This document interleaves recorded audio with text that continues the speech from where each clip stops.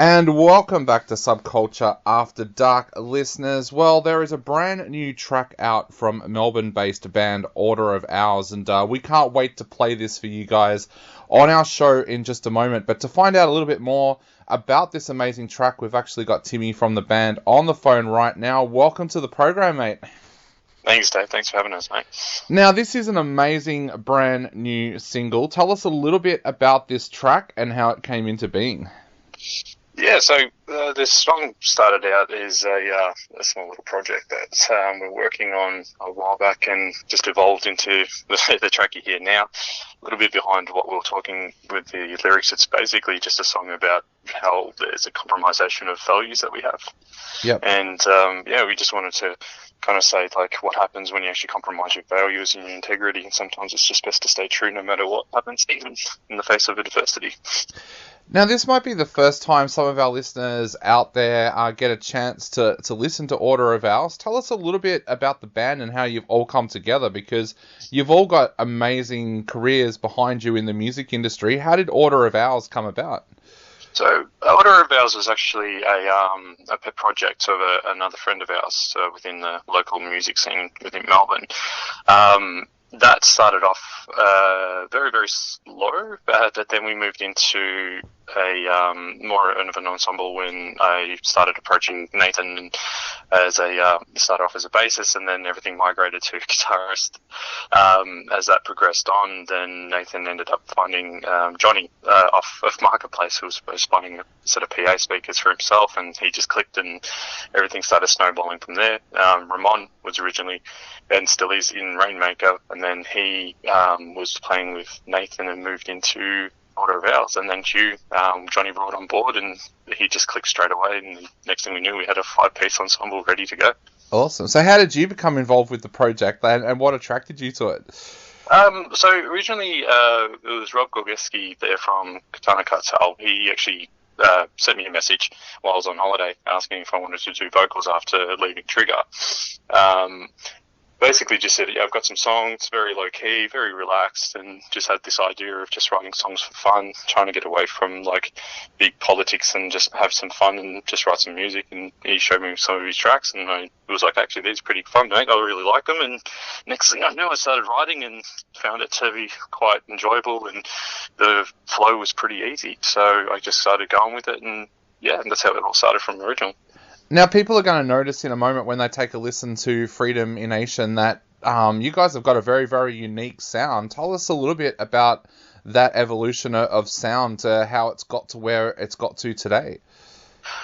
All right, so the sounds basically all started off as just some nice GP files, just some MIDI files that we were writing through. When Nathan came on board, he had these nice sort of ideas around the actual tone, the ambience of what the songs could actually potentially evolve into. So there was times where we weren't really kind of confident with the way that they were. Then Nate came back with this little tweak. He's like, this is kind of a sound I was playing with, what do you guys think? And it kind of just resonated with the rest of the group. And then as it just kept evolving with the other songs, that particular tone that we kept producing kept repeating. So we're like, maybe this is actually our sound. So we kept going with it. Awesome. So, Freedom in Nation, tell us, is this part of something bigger? Can we expect an EP or an album from you guys in the not-too-distant future as well? So, yes. So, we've got some tracks pre-recorded at the moment. That are recorded and ready to go. We've just basically dropped this as a teaser. So, yeah, you should potentially have 2 more tracks coming out very soon, as well as some others. Awesome. And you had the single launch just recently as well on October 21st. Tell us a little bit, how did that go? And have you guys got any more shows lined up across the summer as well? That went really well. It was driven very hard by Nathan, so props to him. He just reached out to a lot of people and just was very active on promoting the tracks, putting our name down and just having a chat to everyone, just constantly engaging with our friends on all the social medias, just to say, look, haven't heard from us for a while, but we're about to drop this this single, and you should come and have a listen. And it just was very, very happy with the actual results. Couldn't complain, to be honest. It's really, really good. Awesome. And have you got more shows coming up as well? Not over the summer as yet. We've got to roll this campaign out for the single. So we're trying to just flesh out how that's going. But I would say that at this time we're probably going to start looking, hopefully next year, I would say, unless we get lucky and can find somewhere that will take us on so late in the year. Yeah. But as it stands, I think we're kind of just going to keep pushing out the music a little bit more, build up some more hype, and see what availabilities are to do some more shows. Awesome. As you said before, the five of you all come from different bands, and you've all come together for this project.